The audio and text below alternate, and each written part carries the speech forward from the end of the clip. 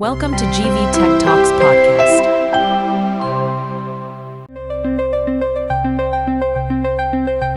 స్వాగతం. ఈరోజు మనం ఒక గొప్ప భారతీయ శాస్త్రవేత్త సర్ సివి రామన్ గురించి, ఆయన జీవితం గురించి మాత్రమే కాదు, ఆయన ఆలోచన విధానం గురించి కొంచెం లోతుగా మాట్లాడుకుందాం. అవును, మన దగ్గర కొన్ని చారిత్రక వ్యాసాలున్నాయి. అంటే మన లక్ష్యం ఆయన విజయాల లిస్ట్ చదవడం కాదు. అస్సలు కాదు. అసలు ఒక ఆవిష్కరణ ఎలా పుడుతుంది, ఒక మేధావి ప్రపంచాన్ని ఎలా చూస్తాడు, ఇలాంటి విషయాలు అర్థం చేసుకోవాలి. ఖచ్చితంగా. మన కథ 1922లో మొదలవుతుంది. మధ్యధరా సముద్రంలో ఒక ఓడ ప్రయాణిస్తోంది. అందులో 33 ఏళ్ల సివి రామన్ ఉన్నారు. అవును, అందర్లాగే ఆయన సముద్రపు అద్భుతమైన నీలిరంగుని చూస్తున్నారు. కాని అందరి చూపుకి ఆయన చూపుకి ఒక పెద్ద తేడా ఉంది. ఆ తేడానే భౌతిక శాస్త్ర గతిని మార్చేసింది. అసలు కథ మొదలయ్యేది అక్కడే. 1922లో ఆక్స్ఫర్డ్లో జరిగే ఒక కాంగ్రెస్కి భారత ప్రతినిధిగా వెళ్తున్నారు. అప్పుడు చూశారన్మాట ఈ సముద్రపు రంగుని. అయితే సముద్రం నీలంగా ఎందుకుంటుందనే దానికి అప్పటికి ఒక సమాధానం ఉంది కదా, అందరూ నమ్మేది. సముద్రం నీలంగా ఉండటానికి కారణం ఆకాశం నీలిరంగును ప్రతిబింబించడమే అని.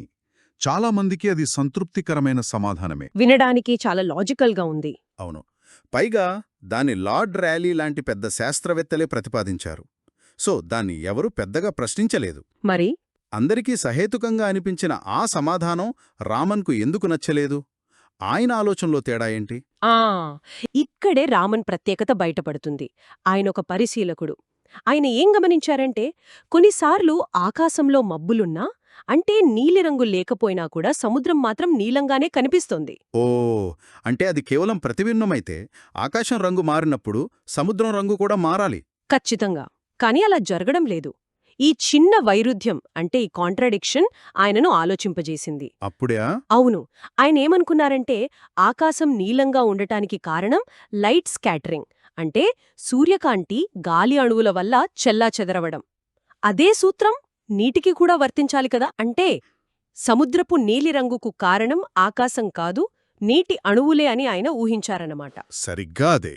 ఒక కొత్త పరికల్పన చేశారు. అందరూ ఒప్పుకున్న నిజాన్ని ఒక చిన్న పరిశీలనతో ప్రశ్నించారు. ఈ ప్రశ్నించే తత్వం ఆయనకు చిన్నప్పటినుంచే ఉందా? ఆయన బాల్యం గురించి మన సోర్సెస్ ఏం చెప్తున్నాయి? ఖచ్చితంగా ఉంది. ఆయన నవంబర్ 7, 1888న తమిళనాడులోని తిరుచిరాపల్లిలో జన్మించారు. వాళ్ల నాన్నగారు చంద్రశేఖర అయ్యర్, స్వయంగా గణిత భౌతిక శాస్త్రాల ప్రొఫెసర్. ఓ, అంటే ఇంట్లోనే ఒక సైంటిఫిక్ వాతావరణం ఉండేదన్నమాట. అవును, పుస్తకాలు, చర్చలతో నిండిన వాతావరణం. అది ఆయన జిజ్ఞాసకు మరింత పదును పెట్టింది. ఆ ప్రభావం ఆయన చదువులో స్పష్టంగా కనిపించింది కదా. కేవలం 14ఏళ్లకే ప్రెసిడెన్సీ కాలేజ్లో చేరడమంటే ఊహించలేం. చేరడమే కాదు, 16ఏళ్లకే ఫిజిక్స్లో గోల్డ్ మెడల్తో బిఏ పట్టా, 18ఏళ్లకల్లా ఎంఏ పూర్తి చేశారు. ఒక్క నిమిషం, 18ఏళ్లకి ఎంఏగమా? అవును. ఇంకా ముఖ్యమైన విషయమేంటంటే, ఆయన చదువుతున్నప్పుడే పరిశోధన చేసేవారు. 18ఏళ్ల వయసులోనే ఆయన మొదటి రీసెర్చ్ పేపర్ లండన్కు చెందిన ప్రతిష్టాత్మక ఫిలసాఫికల్ జర్నల్లో పబ్లిష్ అయింది. 18ఏళ్ల భారతీయ విద్యార్థి, అది వలస పాలనలో లండన్ జర్నల్లో పేపర్ ప్రచురించడమా? అది ఎంత అసాధారణమైన విషయం. చాలా చాలా అసాధారణమైన విషయం. అప్పట్లో మన శాస్త్రవేత్తలంటే యూరోపియన్ వర్గాల్లో కొంచెం చిన్నచూపుండేది. నిజమే. అలాంటి టైంలో ఎవరి గైడెన్స్ లేకుండా సొంతంగా రీసెర్చ్ చేసి అంతర్జాతీయ గుర్తింపు పొందడం ఆయన ప్రతిభకు నిదర్శనం. ఆయన పరిశోధన కాంతి వివర్తనం, అంటే డిఫ్రాక్షన్ మీద ఉండేది. మరి ఎంత ప్రతిభ ఉన్న వ్యక్తి ఎంఏ తర్వాత యూరోప్ వెళ్లకుండా కలకత్తాలో అసిస్టెంట్ అకౌంటెంట్ జనరల్గా ఎందుకు చేరారు? అదసలు సంబంధం లేని రంగం కదా. దీనికి 2 కారణాలున్నాయి. ఒకటి, ఆయన ఆరోగ్యం. బ్రిటన్ వాతావరణం పడదని డాక్టర్లు చెప్పారు. ఓకే. రెండవది ఆచరణాత్మక కారణాలు. ఆ రోజుల్లో ప్రభుత్వ ఉద్యోగమంటే పెద్ద గౌరవం, ఆర్థిక భద్రత. అందుకే ఇండియన్ ఫైనాన్షియల్ సివిల్ సర్వీస్ పరీక్ష రాసి ఫస్ట్ వచ్చారు. అంటే పగలంతా లెక్కలు, ఫైల్స్, రాత్రిపూట భౌతిక శాస్త్ర రహస్యాలు, ఒక రకంగా డ్యువల్ నైఫ్ అనుమాట. అసలు ఎలా సాధ్యం చేశారు? సరిగ్గా అదే జరిగింది. ఆయన ఆఫీసు నుండి సాయంత్రం ఇంటికి వెళ్లే దారిలో కలకత్తాలోని Indian association for the cultivation of science అనొక ల్యాబ్ ఉండేది.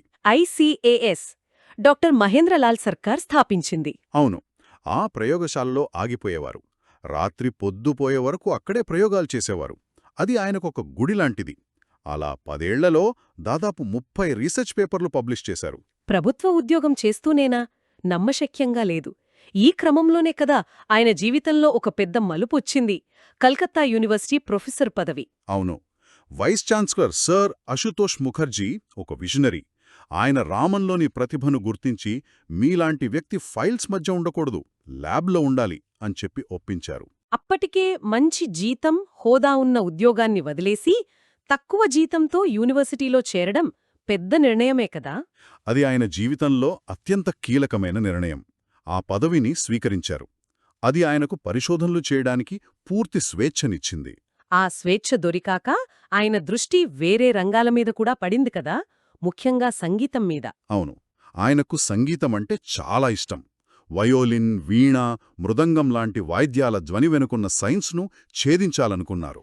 ఇక్కడ ఒక ఆసక్తికరమైన విషయముంది. జర్మన్ శాస్త్రవేత్త హెల్మ్హోల్ట్జ్ సిద్ధాంతాన్ని రామన్ సరిదిద్దారు కదా, ఒక పాశ్చాత్య వాయిద్యం గురించి. ఇది యూరోపియన్ సైంటిఫిక్ సర్కిల్స్లో ఎలాంటి చర్చకు దారితీసింది? ఇది చాలా ముఖ్యమైన పాయింట్. హెల్మ్హోల్ట్జ్ వయోలిన్ తీగ కదలిక గురించి ఒక సిద్ధాంతం చెప్పారు. కాని రామన్ ఫోటోగ్రాఫుల ద్వారా వయోలిన్ కమాన్ అంటే బో మరియు తీగ కంపనాలు ఒకే ఫ్రీక్వెన్సీలో ఉంటాయని ప్రయోగాత్మకంగా నిరూపించారు. ఓ! ఆయన రీసెర్చ్ పేపర్ ఒక ప్రముఖ జర్మన్ జర్నల్లోనే పబ్లిష్ అయింది. ఆ గౌరవం పొందిన మొదటి జర్మనేతరుడు ఆయనే. అద్భుతం! ఇది యూరోపియన్ శాస్త్రవేత్తలను ఆశ్చర్యపరిచుంటుంది. ఖచ్చితంగా. ఒక భారతీయ శాస్త్రవేత్త తమ రంగంలో ఇంత లోతైన పరిశోధన చెయ్యడం వాళ్లకు కొత్త. అది సైన్స్లో ఉన్న సరిహద్దులను చెరిపేసింది. అద్భుతంగా ఉంది. సరే, ఇప్పుడు మనం మళ్ళీ ఆ సముద్ర ప్రయాణానికి వద్దాం. అక్కడ వచ్చిన ఆలోచనను కలకత్తా ల్యాబ్లో ఎలా ఒక గొప్ప ఆవిష్కరణగా మార్చారు. ఆ ప్రయాణం నుండి తిరిగి వచ్చాక రామన్ తన విద్యార్థులతో కలిసి లైట్ స్కాటరింగ్ మీద ప్రయోగాలు ముమ్మరం చేశారు. 7 ఏళ్లపాటు వందలాది పదార్థాల మీద ప్రయోగాలు చేశారు. ఆయన ప్రశ్న ఒక్కటే: కాంతి ఒక పదార్థం గుండా వెళ్ళినప్పుడు దాని స్వభావంలో ఏమైనా మార్పు వస్తుందా అని. అవును. ఇక్కడే రామన్ ఎఫెక్ట్ వస్తుంది. దీన్ని సింపుల్గా ఎలా చెప్పచ్చు? అసలు కాంతి ఫ్రీక్వెన్సీ ఎందుకు మారుతుంది? సరే, దీనికొక మంచి ఎనాలజీ ఉంది. ఒక బొంగరం గిరగిరా తిరుగుతోందననుకుందాం. ఓకే, మనం దానిమీదకొక బంతిని విసిరాం. చాలాసార్లు ఆ బంతి బొంగరాన్ని తాకి అదే స్పీడుతో వెనక్కి వస్తుంది. అవును. కాని అప్పుడప్పుడు ఆ బంతి బొంగరాన్ని కొట్టినప్పుడు బొంగరం వేగాన్ని కొంచెం పెంచడమో తగ్గించడమో చేస్తుంది. అప్పుడు ఆ బంతి వేగం కూడా కొంచెం మారుతుంది కదా? అవును, అర్థమైంది. బంతి శక్తిలో మార్పు వస్తుంది. సరిగ్గా అదే రామన్ కనుగొన్నది. కాంతిని మనం బంతిలాంటి ఫోటాన్ల ప్రవాహంగా అనుకుంటే అది ఒక పదార్థంలోని అణువులను అంటే బొంగరాల్లాంటి వాటిని ఢీకొట్టినప్పుడు చాలా ఫోటాన్లు అదే రంగుతో బయటకు వస్తాయి. ఓకే. కాని 10 మిలియన్ల ఫోటాన్లలో ఒక్కటి మాత్రం ఆ అణువు నుండి కొంచెం శక్తిని తీసుకోవడమో లేదా దానికి కొంచెం శక్తిని ఇవ్వడమో చేస్తుంది. అలా శక్తి మారినప్పుడు దాని ఫ్రీక్వెన్సీ అంటే దాని రంగు కూడా కొద్దిగా మారుతుంది. ఖచ్చితంగా. ఈ చిన్న మార్పునే రామన్ ఎఫెక్ట్ అంటారు. ఆ మార్పు ఆ పదార్థంలోని అణువుల నిర్మాణానికి ఒక ప్రత్యేకమైన వేలిముద్ర లాంటిది. అంటే ప్రతి అణువు కాంతిని ఒక యూనిక్ వేలో మారుస్తుందన్నమాట. ఈ ఆవిష్కరణ కోసం ఆయన వాడిన పరికరాల విలువ కేవలం 200 రూపాయలే అని చదివినప్పుడు నాకు ఆశ్చర్యం వేసింది. నిజం. పరికరాల కొరత ఆయనను ఆపలేకపోయింది. ఆయనకు స్ఫూర్తి ఏహెచ్ కాంప్టన్. ఆయన ఎక్స్రేలతో ఇలాంటిదే నిరూపించారు. రామన్ అదే ఆలోచనను సాధారణ కాంతితో చేసి చూపించారు. ఫిబ్రవరి 28, 1928న ఈ ఆవిష్కరణను ప్రకటించారు. అందుకే మనం ఆ రోజును జాతీయ సైన్స్ దినోత్సవంగా జరుపుకుంటాం. అవును. దీనికి 1930లో ఆయనకు నోబెల్ బహుమతి లభించింది. ఆసియా నుండి సైన్స్లో నోబెల్ పొందిన మొదటి వ్యక్తి. అయితే ఈ రామన్ ఎఫెక్ట్కి నిజ జీవితంలో ఏమైనా ఉపయోగాలున్నాయా? మొదట్లో ఇది ఎక్కువగా సైద్ధాంతికమే. కానీ 1960లో లేజర్ వచ్చాక దీని రూపురేఖలే మారిపోయాయి. లేజర్ వల్ల ఎలా మారింది? లేజర్ చాలా శక్తివంతమైన కాంతి గదా. దాన్ని ఉపయోగించి రామన్ స్పెక్ట్రోస్కోపీ అనే టెక్నిక్ను అభివృద్ధి చేశారు. ఈరోజు దాని ఉపయోగాలు అపారం. ఉదాహరణకు, ఈరోజు మన జీవితాలను ఇది ఎలా ప్రభావితం చేస్తోంది? ఎన్నో విధాలుగా. ఎయిర్పోర్ట్లలో సెక్యూరిటీ కోసం సీల్ చేసిన బాటిళ్లలో ఉన్నది నీళ్లా లేక ప్రమాదకరమైన పేలుడు పదార్థమా అని తెలుసుకోవడానికి రామన్ స్కానర్లు వాడతారు. అవునా? వైద్య రంగంలో క్యాన్సర్ కణజాలానికి ఆరోగ్యకరమైన కణజాలానికి తేడాను సర్జరీ చేస్తున్నప్పుడే గుర్తించడానికి వాడుతున్నారు. ఫార్మా కంపెనీలు మందుల నాణ్యతను పరీక్షించడానికి వాడతారు. అద్భుతం. సముద్రపు నీలిరంగు గురించొచ్చిన ఒక చిన్న సందేహం ఈరోజు క్యాన్సర్ నిర్ధారణ వరకు ఉపయోగపడటం నమ్మలేకపోతున్నాం. అవును. నోబెల్ గెలిచాక కూడా రామన్ చాలా నిరాడంబరంగా జీవించారంటారు. ఆల్ ఇండియా రేడియో సంఘటన ఒకటుంది కదా. ఉంది. వాళ్లు దేశ నాయకుల గురించి కొన్ని జ్ఞాపకాలు చెప్పమంటే ఆయన చాలా ముక్కుసూటిగా, మీకు మీ ఉద్యోగం మీద ప్రేమ ఉంటే నన్ను నాయకుల గురించి అడగకండి, నేను నిజం మాట్లాడితే మీ ఉద్యోగం పోతుంది అన్నారట. అది ఆయన నైజం. దాని బదులు రంగుల గురించి చెబుతానన్నారట. ఖచ్చితంగా. ఆ తర్వాత ఆయన గులాబీ పువ్వు ఎందుకు ఎర్రగా కనిపిస్తోందో చాలా సింపుల్గా వివరించారు. ఆయన దృష్టి ఎప్పుడూ సైన్స్ను సామాన్యులకు ఎలా చేరవేయాలనే దానిపైనే ఉండేది. నోబెల్ ప్రైజ్ డబ్బుతో వజ్రాలు కొన్నారని కూడా విన్నాను. అది నిజమేనా? నిజమే. కాని వాటిని ఆభరణాల కోసం కొనలేదు, పరిశోధన కోసం కొన్నారు.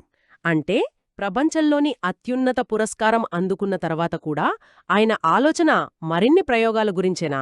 సరిగ్గా అదే. రత్నాల్లోని అణువుల నిర్మాణంపై కాంతి, ధ్వని ప్రభావాలను అధ్యయనం చేయడానికి వాటిని ఉపయోగించారు. అందుకే ఆయన ఎప్పుడూ జ్ఞానాన్వేషణ అనేది స్వేచ్ఛ కోసం చేసే పోరాటం, ఎందుకంటే అజ్ఞానమే అత్యంత దారుణమైన బానిసత్వం అని అనేవారు. కాబట్టి ఈ చర్చ నుండి మనం గ్రహించాల్సిన కీలకమైన అంశమేమిటి? రామన్ కేవలం ఒక నోబెల్ గ్రహీత కాదు. కాదు.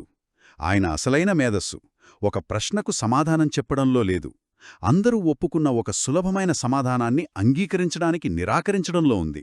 అవును, నిజంగా అంతేనా అని ప్రశ్నించడంలో ఉంది. ఖచ్చితంగా. గొప్ప ఆవిష్కరణలు మనం సహజం అని, ఇది ఇంతే అని భావించే విషయాలను ప్రశ్నించినప్పుడే పుడతాయి.